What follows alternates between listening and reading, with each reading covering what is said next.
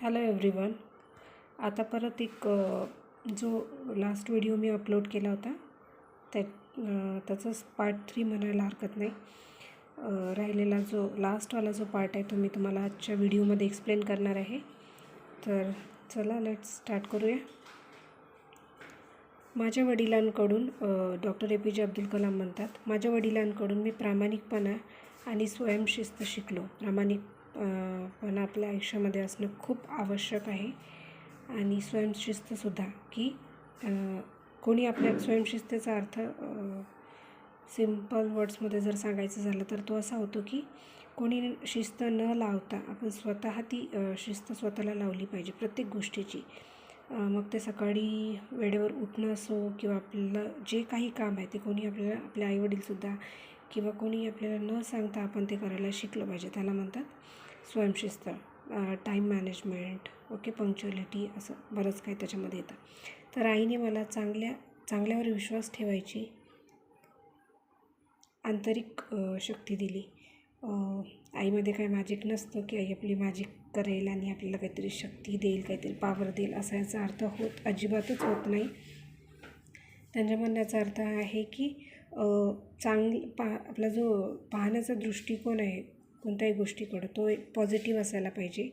आणि म्हणून ते म्हणतात की आणि खूप गोष्टी अशा आहेत ज्या चांगल्या आहेत, ज्याच्याकडं आपला पाहण्याचा दृष्टिकोन जर आपण निगेटिव्ह ठेवला तर आपण त्या गोष्टीला निगेटिव्ह रीतीनंच बघणार आहोत. म्हणून ते म्हणतात की त्यांच्या आईने चांगल्या गोष्टीवर विश्वास ठेवायची शक्ती त्यांना दिली, दयाळू वृत्ती दिली.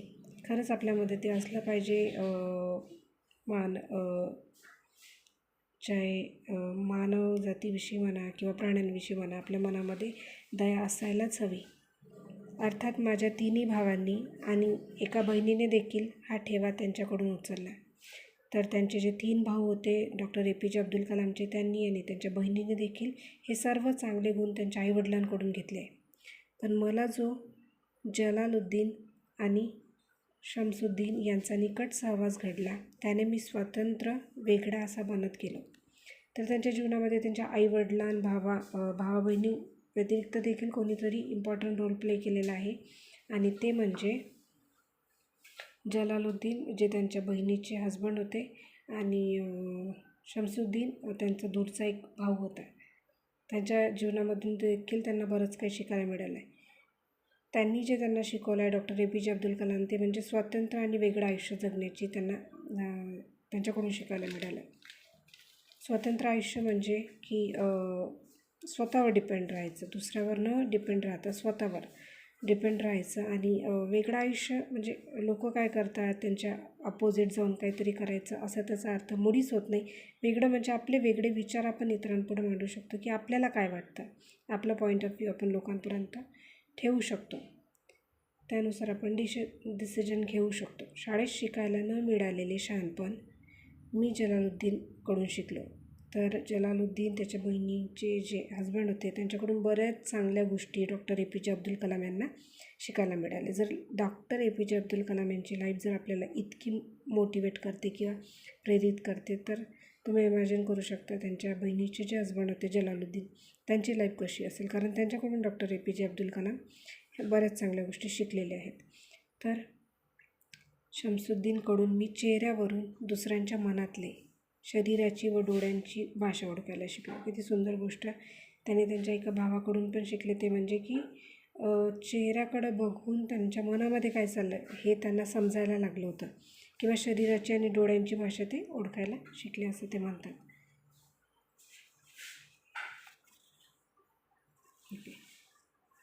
त्याच्यानंतर माझ्यामध्ये जो सर्जनशीलतेचा स्रोत उगम पावत फुलत खडाडत गेला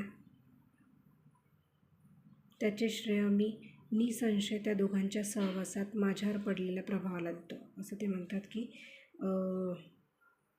ज्या काही चांगल्या गोष्टी त्यांच्यामध्ये घडत गेल्या त्या सर्वांचं श्रेय त्यांनी त्या दोघांना दिलेलं आहे, त्यांच्या जिजाजीला आणि त्यांच्या भावाला. रामेश्वरम सोडून जिल्ह्याच्या ठिकाणी रामनाथपुरमला शिक्षण घेण्यासाठी मी माझ्या वडिलांकडे परवानगी विचारली. तर त्यांची इच्छा होती की रामेश्वरम मध्ये शिक्षण न घेता दुसऱ्या जिल्ह्याच्या ठिकाणी त्यांनी जावं. कदाचित त्यांचं जे गाव आहे ते छोटं असू शकतं आणि म्हणून ते जिल्ह्याच्या ठिकाणी रामनाथपुरमला शिक्षण घेण्यासाठी त्यांनी त्यांच्या वडिलांना परमिशन मागितली. विचारात पडल्यासारखे ते क्षणभर गप्प झाले. त्यांच्या वडील काहीतरी विचार करायला लागले. विचार करता करता त्यांना शब्द लाभावेत आणि ते ओटातून बाहेर पडावेत तसे वडील बोलू लागले. त्यांनी काहीतरी विचार केला आणि त्याच्यानंतर त्याचे वडील बोलायला लागले. ते म्हणाले, अबुल, तुला मोठे व्हायचे असेल तर गाव सोडून शिक्षणासाठी बाहेर जायलाच हवे. त्यांच्या वडिलांना देखील अब्दुल कलामने जो निर्णय घेतला तो फारच आवडला आणि त्यांच्यावर त्याचे वडील देखील त्यांना मोटिवेट करत म्हणाले की तुला जर शिक्षण घ्यायचं असेल तर तुला आणि मोठं व्हायचं असेल, मोठं होण्याचा अर्थ हा नाही की वयाने मोठं व्हायचं, विचारांनी मोठं व्हायचं, शिक्षणाने आपण पुढे गेलं पाहिजे. चांगलं एज्युकेशन घेऊन आपले जे विचारामध्ये जे परिवर्तन होतं त्याच्याविषयी त्याचे वडील बोलत आहे. किंवा मग जॉबला लागणं, काहीतरी चांगलं जीवनामध्ये स्वतःच्या पायावर उभं होणं ज्याला आपण म्हणतो त्याविषयी त्याचे वडील बोलत होते. तर ते म्हणतात की तुला जावंच लागणार आहे शिक्षणासाठी बाहेर. सिगल पक्षाचं उदाहरण देखील त्याचे वडील त्याला देतात की सिगल पक्षी घरटे सोडून एकटे दूरवर उडत जातात, एकटं ते जातात आणि नवे प्रदेश शोधतात. तसे या मातीचा आणि इथल्या स्मृतींचा मोह सोडून तुझ्या इच्छा आकांक्षा जिथे पूर्ण होतील तिथे तुला जायला हवे. अतिशय सुंदर चांगल्या प्रकारे त्यांच्या वडिलांनी त्यांना समजून सांगितलेलं आहे आणि त्यांच्या भावना देखील त्यांच्या वडिलांनी समजून घेतल्या आणि त्यांच्यासाठी योग्य काय होतं तेच त्यांच्या वडिलांनी, त्यांच्या वडिलाच्या त्या डिसिजनमुळं आज आपल्याला अब्दुल कलाम जसे आहेत तसे पाहायला मिळतात. आम्ही आमच्या प्रेमाने तुला बांधून ठेवणार नाही. आईवडिलांचं आपल्या लेकरांवर खूप प्रेम असतं. त्यांना वाटतं आपले लेकरं कधी कुठे दूर जाऊच नाही, पण तरीसुद्धा त्यांच्या शिक्षणासाठी आईवडील त्या लेकरांना आपल्यापासून दूर करतात. तसं त्यांचे वडीलसुद्धा म्हणाले, आमच्या गरजा तुझा रस्ता अडवणार नाहीत. आमच्या गरजा म्हणजे काय गरजा असतील बरं? डॉक्टर अब्दुल कलाम त्यांच्यासाठी काय पैसे वगैरे कमवत असतील का किंवा काय? आईवडिलांच्या गरजा असतात की त्यांना लेकरांचा सहवास पाहिजे असतो. त्यांचे लेकरं त्यांच्या नजरेसमोर असले की त्यांना तीच त्यांची गरज असते बरं. तर अशामुळं ते म्हणतात की आमच्या गरजा तुझा रस्ता अडवणार नाहीत. माझी आई मला दूर पाठवायला काळजीने आडेवेडे घेत होती. आईचं हृदयच तसं असतं की तिला आपल्या लेकराला दूर जाऊ देण्याची इच्छाच होत नाही, नाही का? आणि म्हणून त्यांच्या आईचं देखील काळजीने हृदय ती काळजी करत होती आपल्या मुलाची. शमसुद्दीन आणि जलालुद्दीन माझ्यासोबत रामनाथपुरमला आले. हे दोघं त्याच्यासोबत होते. त्यांनी माझे नाव शाळेत घातले. त्यांनीच त्यांची ॲडमिशन करून दिली, माझी राहण्याची नीट व्यवस्था केली. पण श्वार्ज हायस्कूल आणि या नव्या वातावरणात माझा जीव रमेना. त्यांची जी आधीची स्कूल होती त्याचं नाव होतं श्वार्ज हायस्कूल आणि ही नवीन जी स्कूल होती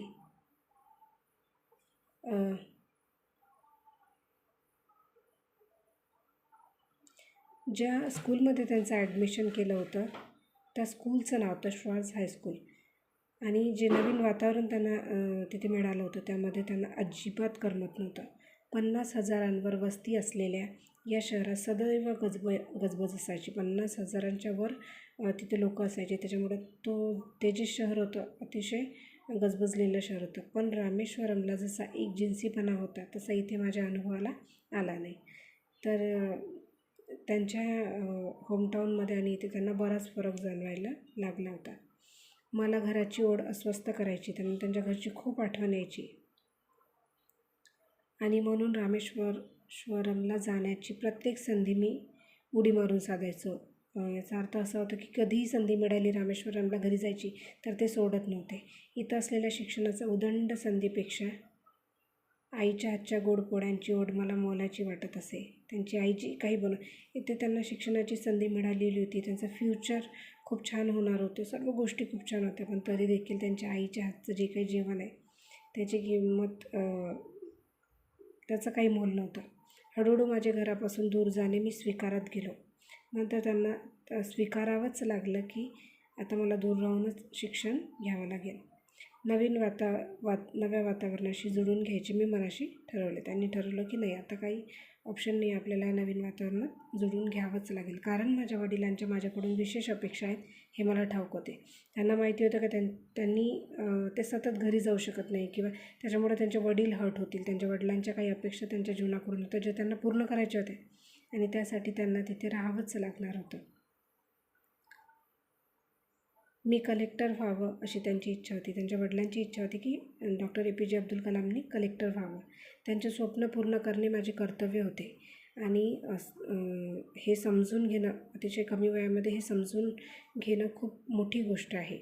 त्यासाठी रामेश्वरममध्ये वाटणारी सुरक्षितता, तिथले प्रेमळ वातावरण, त्यांचा त्याग करणे मला भाग होते. कुठलंही म्हणतात ना की कुठलीही गोष्ट आहे, काही मिळवायसाठी आपल्याला काही गमावंसुद्धा लागतं. तशा प्रकारचं आहे की त्यांच्या घरची आठवण जरी त्यांना येत असली, पण त्यांचं फ्युचर सिक्युअर करण्यासाठी त्यांना त्या सर्व गोष्टींचा त्याग त्यांना त्यांच्या जीवनामध्ये तो त्यांनी केला आणि त्याच्यामुळं अतिशय सुंदर व्यक्तिमत्व डॉक्टर APJ अब्दुल कलामचं आपल्याला बघायला मिळतं, ज्याच्याकडून बरेच लोक प्रेरित होतात आणि खूप काही आपण त्यांच्या जीवनाकडून शिकतो. तर असा हा पाठ होता, इथे संपलेला आहे आणि आशा करते की तुम्हा सर्वांना हा पाठ खूप आवडलेला असेल. तर कृपया हा व्हिडिओ बघा, आवडल्यास इतरांना देखील शेअर करा. कोणीही, लहान मोठं कोणीही हा व्हिडिओ बघू शकतं आणि चॅनलला नक्की लाईक करा, शेअर करा आणि सबस्क्राईब करा. थँक्यू.